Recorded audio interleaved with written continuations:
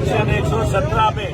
कल की जो मेरी लीड है वो 16,600 है सरकारी फार्म 45 के मुताबिक, लेकिन रात सारी मैं नताइज का ऐलान का इंतजार करता रहा। आरओ ऑफिस में सरकारी नताइज का ऐलान इंतजार करता रहा, लेकिन आज हमें खबर मिली है कि आरओ ऑफिस उसके अमले को नामालूम अफराद ने यरगमाल बना लिया हुआ है और हलीम खान लोटा जो मेरा मध्य मुकाबिल था उसको जतवाने की कोशिश की जा रही है। जैली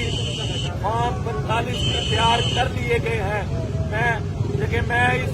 सियासत में इस मुसीदा गंदा निजाम का खात्मा चाहता था, लेकिन इस मुल्क में जो काबज माफिया है वो शायद नहीं चाहता कि ये मुसीदा गंदा